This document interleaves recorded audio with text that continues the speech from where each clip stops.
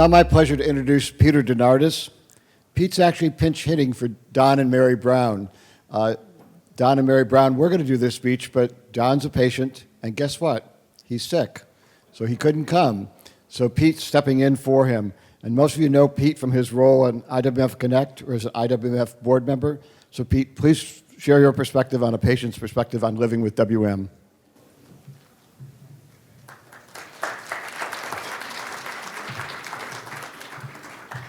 Good morning, everyone. It's my pleasure to be filling in for the Donnie and Marie show. So if you were looking forward to that, next year at the Ed Forum, you'll be able to see that show. So there's a little plug for next year's Ed Forum. You're probably, well, some of you may be wondering why I'm wearing a Hawaiian shirt and not the suit and tie I had on earlier, but this is actually my treatment uniform. So I try to lighten things up a little bit, so I figured I might as well wear it for the presentation today. And what I want to get into is, sometimes if you're newly diagnosed or you're a new patient, and as I was some 15, 16 years ago, it's very scary, and it's understandable because chances are you had no idea that you were any kind of condition like that required treatment or required careful monitoring because it's some kind of strange cancer that you can hardly even pronounce. And I recall my first days being a newly diagnosed patient and being very taken aback by it, to say the least.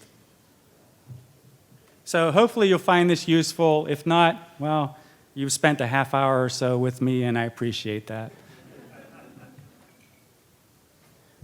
So a little background on myself. Some of you may not know how my disease has progressed, so I wanted to share that just to give you some kind of background on what I've been through. So I chose that avatar because actually I was born in Italy, came over when I was 6 months old, but this is a Roman gladiator, so I feel it's appropriate for what I'm going through. And if you notice on the left-hand part of the slide there's blood vials there that they use for drawing blood.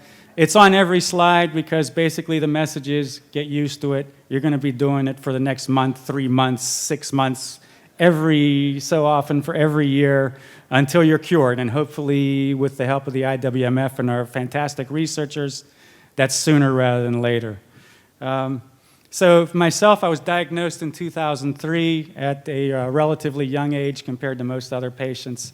I was 43 at the time, married, still married, and my wife still puts up with me. And 3 young children. They were all in school. 2 of them, one was in grade school, the other 2 were in high school. So it was a very scary time. And at the time, I was given 6 to 7 years to live. That was the average median time to death at that point. And we basically, my wife and I decided, well, let's start taking a look at what we have to do to prepare for that eventuality. And we sold one house that was larger and moved to a smaller house. And I'm still alive, so I thought, we could have stayed in that house. But, that's okay, though. And I was highly symptomatic at the time. I didn't realize, I kind of discounted it as I was working too hard, that kind of thing.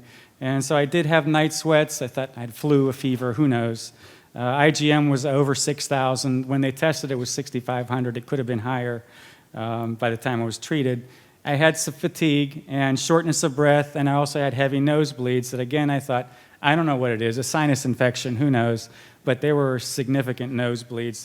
In hindsight, it's like, what was I thinking? And I was diagnosed basically because I have another chronic illness of Crohn's disease, and every so often I have to go see the gastroenterologist. He ran blood tests, and he said, okay, your protein level is high. You should go see this other doctor. I said, okay. Went home, forgot about it. 3 months later, the gastroenterologist calls me himself and says, hey, did you ever get the blood test and go see that other doctor? I said, oh, no, I forgot. He said, you really should go, and you really should call this doctor. I said, all right, fine. So I called that doctor. And the person on the other side of the phone was a receptionist or whatever, said, so-and-so hematology oncology. And I thought, oh, something's up. That explains why I had to go. So that's basically how I found out, by chance, because I didn't know those symptoms or conditions that were leading to that possible prognosis. So my treatment history, and I am like Dr. Mattis said, every patient is different. I am a different patient also than most people probably. I was treated initially back in 2003 with cladribine. That's no longer being used for WM patients, but it had no effect. And so my second treatment was shortly thereafter was with fludarabine, Cytoxan, Rituxan. That's not a common treatment anymore because that combination of fludarabine and Cytoxan is considered potentially damaging to your bone marrow down the road. Knock on wood, it hasn't affected me in that fashion. And that put me in a nice remission. My IgM went down to right around the 2000s, and I was feeling great and going back to doing things that I normally did. I was still working full-time throughout that whole time period. And then in 2009, I had an unusual complication, a lot of unusual complications. And I had a LPL tumor at the base of my spine, and I had hemolytic anemia, cold agglutinin disease, neuropathy started flaring up, and I was in pretty serious shape. So at that time, we decided to treat and with Cytoxan, dexamethasone, and some radiation for the tumor. At that time, also my hematologist was kind of scratching his head saying, gee, this is really an unusual situation. And he said, I don't treat that many WM patients to begin with, but I think this is the best approach. And by the way, we're also going to bank some stem cells. I said, great, let's go for it. So I did the high-dose Cytoxan. But we also did phone a friend, in a sense, and did confer with a WM specialist to get a second opinion. And my doctor worked with him, called him, and they talked back and forth. And basically, the person that I was in touch with at Mayo said, yeah, that's the right treatment plan. This is very unusual, and that should work, but you should also consider a stem cell transplant. I did not. So that also shows that while these doctors are specialists, and their opinion is usually a very good opinion based on a lot of experience, sometimes you also have to look at your body and what you're going through and decide, is it right for me at this time? That's not always the right thing to do, but in my case, I was so weak and debilitated, a stem cell transplant there's no way I could have survived through something as drastic as that at the time. So again, I listed all the different conditions I had. I still have peripheral neuropathy in one foot. I call it, sort of like my Achilles heel, or maybe I should call it my Wally's heel. I don't know. And hypogammaglobulinemia, so I do need frequent IVIG infusions. I've been doing that for almost 10 years now, and it works. It helps me. And there's varying schools of thought on that also. And drop foot is okay now. Interestingly enough, again, showing how unique we are as patients sometimes, when I had my first relapse in 2009, and when I had another relapse in 2016, which was just a tumor that appeared in a PET scan, at both times, my IgM is less than 20 milligrams per deciliter, basically undetectable. And the level of the lymphoplasmacytic lymphoma in my bone marrow, also relatively undetectable. But I still have Waldenstrom's. And I don't know when it's going to come back again. It could, tomorrow. It could 2 years, 3 years, 5 years. I can't yet consider myself cured, although I'm in a decent spot, so I'm happy with that, and that's good enough for me.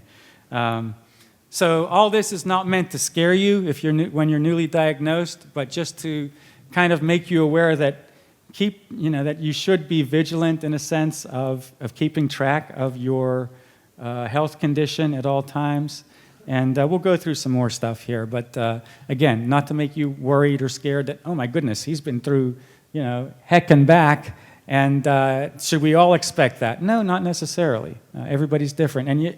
And sure, those periods where I needed treatment, I was in pretty serious shape, but I came out of it. And so hopefully that's kind of a little bit of incentive to kind of forge through it, because there is a light at the end of the tunnel. So living with cancer, you've probably seen things like this if you've read up on it. I know when I was first diagnosed, I read all different types of books on American Indian healing, on different types of diets, the Gerson diet, what are some other diets? Anyhow, I used Isaic tea and other things like that. So, you kind of go through that process of trying to learn what is cancer, and did I do something, or is there something I can do to naturally to take care of it? And in some cases, there are things you can do to make it less burdensome. Okay, but I've yet to find anything. I wish I would, from a natural perspective, that would obliterate the cancer. That'd be fantastic, and we wouldn't be here if that existed. So basically, you go through that period of. I'll kind of go through some different aspects of this, diagnosis, what now, after you kind of come to terms with that, treatment, survivorship, living, and eventually, naturally, dying, because we are all going to die someday, so I kind of had to put that there. And hopefully dying is out in the far distance, so that's why it's at the very top on the right, because it's somewhere that we don't even want to think about at this point, nor should we. So initially, you go through that why me phase, like what did I do wrong? Did I use too much Roundup? Did I don't know, am I an evil person and so I'm being struck? No, usually if you're a good person, you'll get the cancer. The evil persons don't. I'm not naming any names. And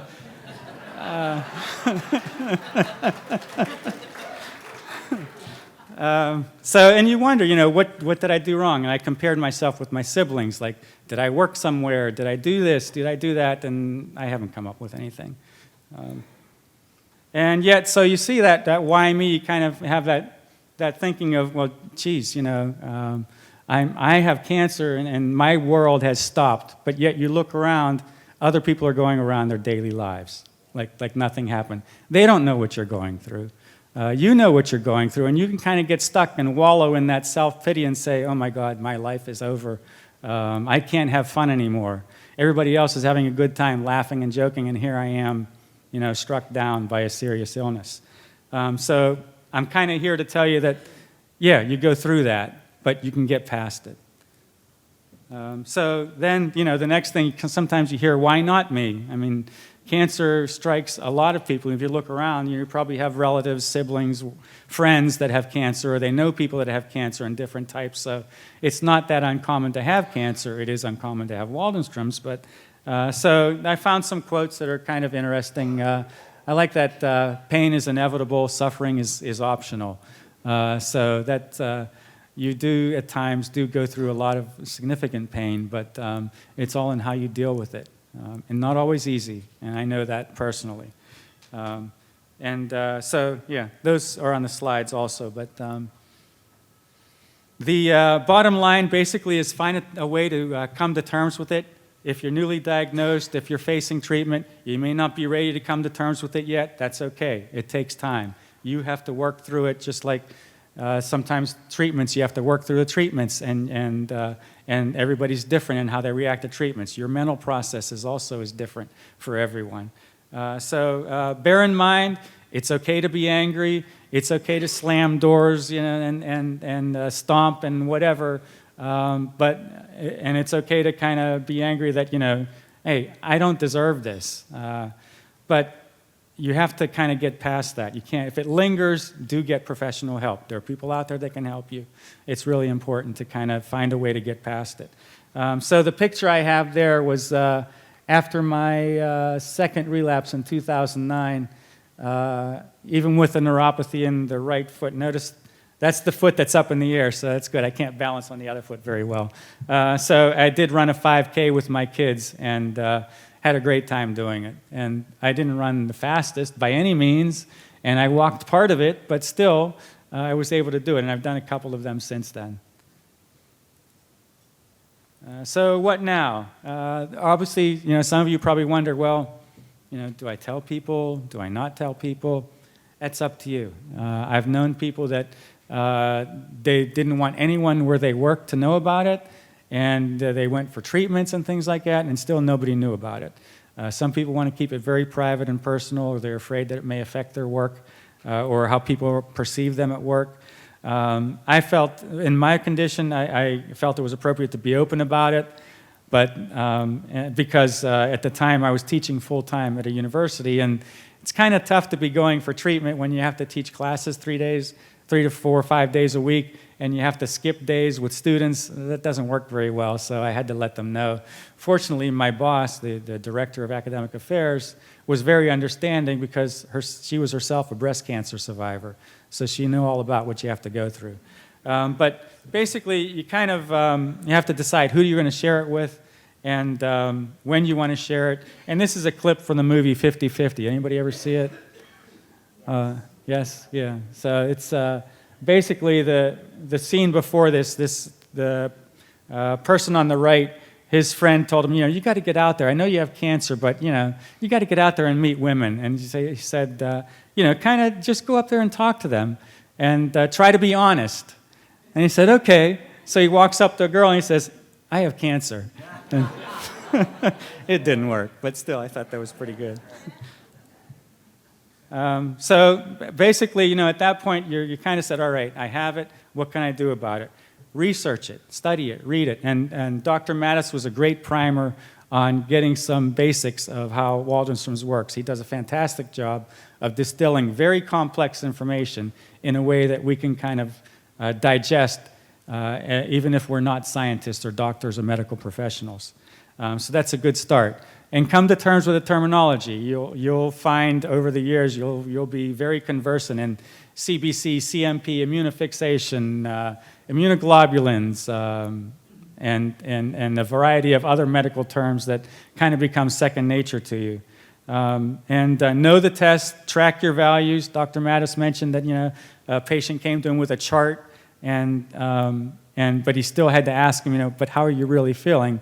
And he's correct, but it's also important to kind of watch, like with my wife who has monoclonal gammopathy of renal significance, which was a recent manifestation. But what she does, she looks at the test value and says, "Oh, my light chain, the number went up a little bit." And I said, "That's okay. Watch the trend. It's important to watch the trend. Don't just watch one number and say, oh, my IgM, it's 2,500. Well, what was it before? How fast is it rising?" So it's important to kind of look at those charts. A lot of those online blood results systems now provide that capability, but if they don't, create your own chart. Just track the important numbers, maybe like IgM, hemoglobin, red blood cells, white blood cells, platelets, and see how that's trending. And track that. So, like when I had my relapse in 2009, we were planning to go to Italy, and I kept tracking, those numbers on a spreadsheet. And I would take it to my hematologist. He'd laugh and he'd smile and he'd say, "Oh, here you come with your chart again." And he would ask me how I'm feeling. I said, "I'm fine," and he said, "Well," I asked him because I noticed my IgMs were kind of slowly creeping. He said, "You're okay, don't worry about it. Just go on your trip, and then when we come back, we'll make a decision." Well, when I went on my trip, towards the end of the trip, things really went haywire for me. And I was very sick by the time I came back and did definitely need a treatment at the time. But it is important to just at least keep an eye on those critical markers and just keep an eye on how it's progressing and discuss it with your doctor. Of course, if you can, get a second opinion. If you're newly diagnosed and you feel like you'd want another extra level of comfort, most doctors, if they're like local community hematologist, oncologist, whatever, most of them would be fine with getting a second opinion from an expert who sees thousands of WM patients as opposed to 1 or 2 or 3. And if they're not comfortable with that, go to another hematologist. you shouldn't have any qualms about that. I did that myself with my first hematologist. I was not comfortable with him. I switched to another one, and I've been fine ever since. It's been great. Also, especially when you're in the hospital, if you're being treated, or even before, let's say they want to give you a certain kind of treatment, look it up a little bit, and you can ask them questions, say, hey, I'm not sure I want that, or can you explain the side effects to me? That's what they're there for. They're there to treat you, but also to explain things to you. Take advantage of support groups. Take advantage of coming to the Ed Forum. You're already doing that, so you're a leg up on most other Waldenstrom's patients. Join IWMF Connect, the online discussion board where we, patients and caregivers, provide information to each other on what they're going through, what's worked for them, what hasn't worked, and we also share the latest in journal articles and publications and discuss those. So it's a good way to keep up with what's going on without having to do a lot of research yourself. And always look for help. Don't be ashamed to ask and say, look, I can't drive myself. I don't have someone that can take me. Would you mind giving me a ride? Things like that. There's nothing wrong. You're in a tough spot. And people usually do want to help. They don't know what to do. So tell them what to do. Within reason. Also get your financial and legal affairs in order. And that's what, sort of what my wife and I did. We sold one house and moved into a smaller one to make it easier on her, just in case. Do your living will, power of attorney, things like that. Things I haven't done yet.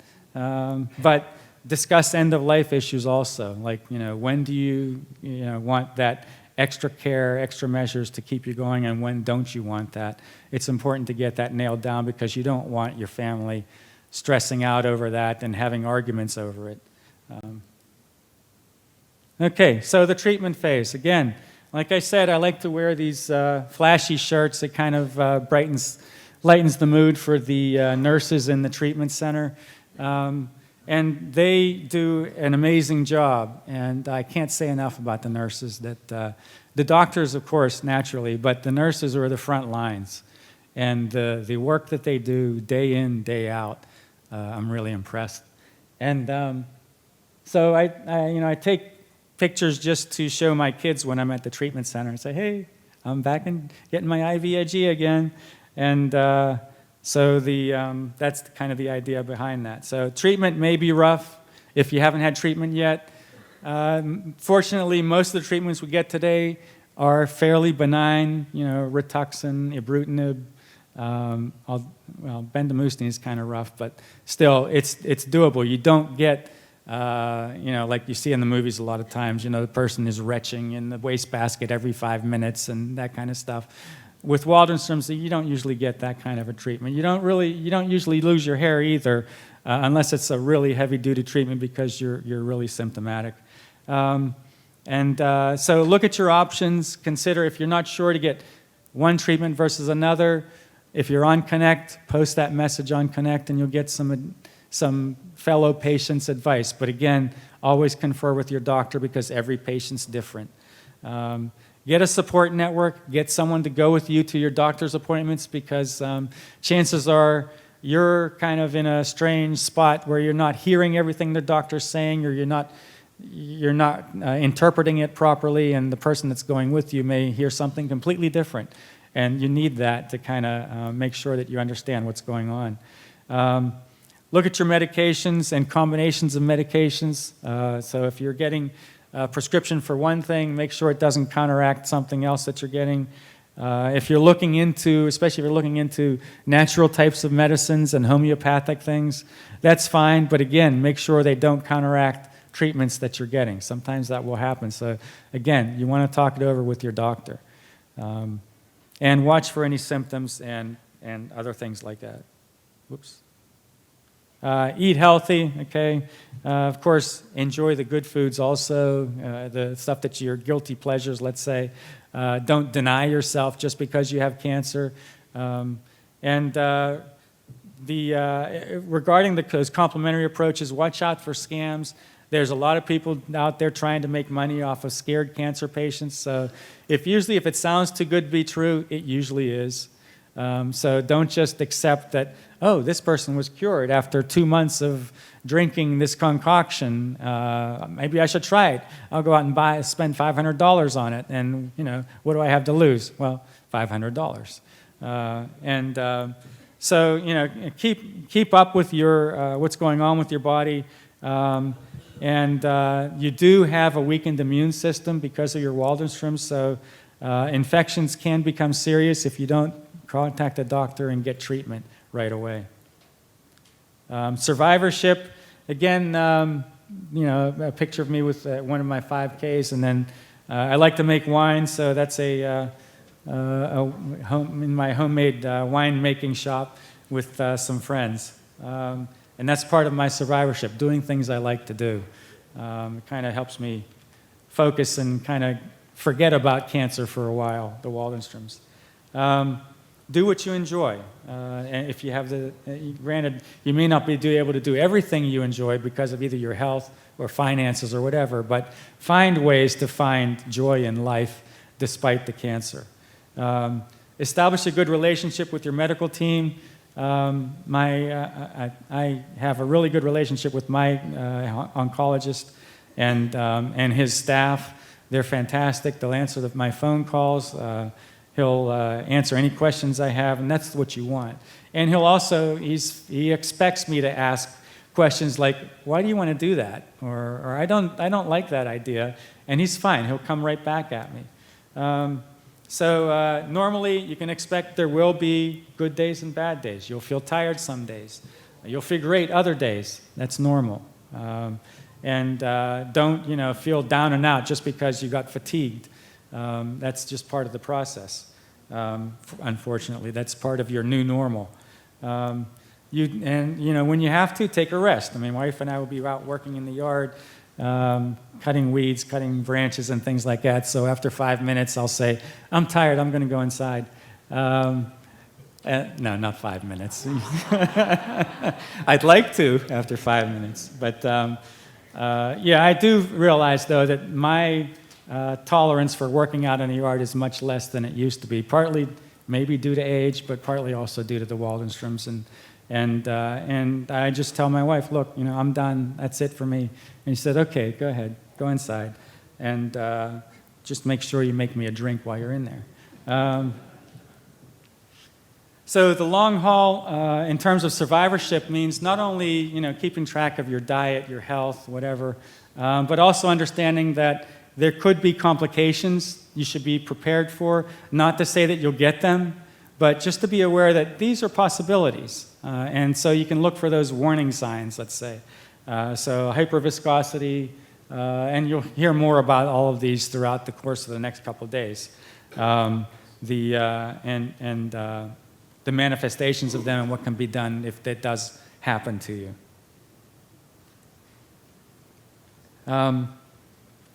Also, not every ache and pain you're going to get is Waldenström's, as much as you'd like to attribute it to it. So if you get a fever, or you get an infection, you get whatever, you start, oh, my Waldenström's is back.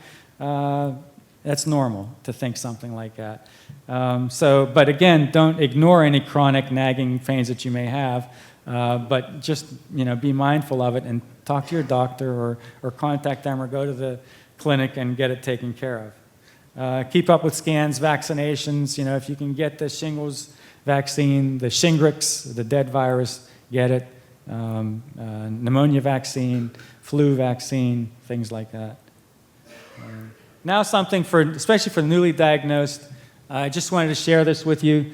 And you've joined a exclusive club where you now have a cancer card. You may not be able to read it in the back there, and this is for both the patients and the caregivers. And the important thing, of course, is to use it wisely. And basically it says this card certifies that, insert your name here, has the right to avoid heavy lifting, go to the movies, not do the dishes, hold those close to them a little tighter, keep their chin up, and pretty much anything they want to as long as they want, due to the fact that they or someone they love has cancer. It's perfect. So pull out the card, print it out, and there you go. So, basically, kind of making the most of living with WM, you have it. And basically what WM has given you is appreciation for time, or an understanding, probably a sharper understanding that your time is limited. All our time is limited. We don't, from the moment we are born, we're dying, we're going through the process of dying. It's just for us, it's more in focus in a sense. But then again, when I was diagnosed back in 2003, there were a lot of my close friends and people that we knew that were also diagnosed with other forms of cancer. And I've met a lot of amazing people that have Waldenström's. But the important thing is not to get survivor's remorse, because in my situation, especially like a lot of my friends and those people that I knew, they're no longer here. Granted, they had other forms of cancer that were more serious, but yet I'm still here. It's like, okay, yeah, I was unlucky to get Waldenström's, but why am I still here? And I choose not to dwell on that because I have no control over that. I'm just happy I'm here naturally, as all of you would be. So the important thing is to kind of focus on knowing that, another year, 2 years, who knows? But shooting for that longer span of time. So Waldenström's helps you realize that all those little things you used to fret about are no longer a big thing anymore. Having dinner last night with some folks, we were talking about balancing your checking account, and I no longer do that. I'm an accountant. I used to balance that religiously, and I no longer care. Sorry. I bounce checks, but hey. It gives you a bit of clarity that you kind of want to focus on doing things that you really like. So, as I mentioned earlier, I like to make wine, and my wife and my kids always get on my case because now anytime we go on a road trip, even if it's an hour or 2 hours, I have to map out where's the closest winery, or wineries, plural, because that has to be part of the trip. But that's what I enjoy. So basically, what should you do? Live. Live well. Make the most of every day. Don't sweat the small stuff. Dance naked in the rain. I can't dance, so I can't do that. But basically, you know what that means. Keep a positive perspective. It doesn't mean that if you have a positive perspective that you're going to live longer than other Waldenström's patients. It just means the quality of what you have is going to be better. So that's always important. I've known people that have had very positive perspectives on life and exercise religiously, and yet, the Waldenström was just too much for them. But that quality of life was there.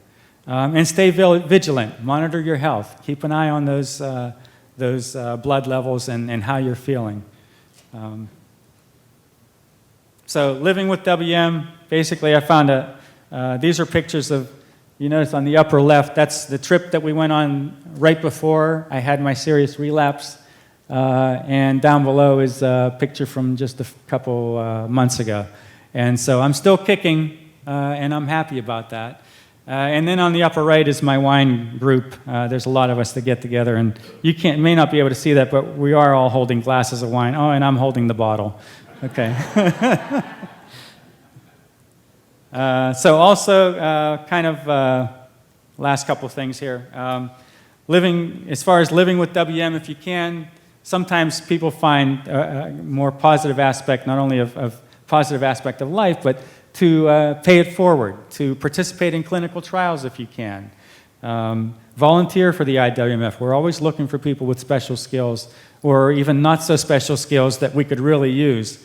So, feel free to contact the office and say, hey, I'd like to volunteer. What can I do? We'll tell you what you can do. Don't worry about that. And participate in Connect or some kind of forum, or go to support group meetings, because there you'll find that there are other people just like you, whether you're a patient or a caregiver, that are dealing with something very serious. And you can help people with anything. It doesn't have to be cancer. It doesn't have to be Waldenström's. giving back, it makes your life much richer than just wallowing in self-pity. So, keep in mind, bottom line, at some point we will all die, but there is a silver lining in that, like when I was diagnosed, the median age to lifespan was 6 to 7 years. Today, the lifespan in a lot of things that we read is about 15 years.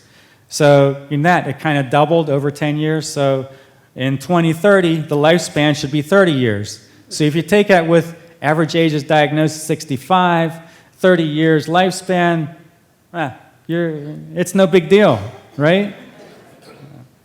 So basically, enjoy life, do things for others, and do good for fellow WMers. And after all, this is your only chance at living. You're not going to get another shot at it, so make the most of it.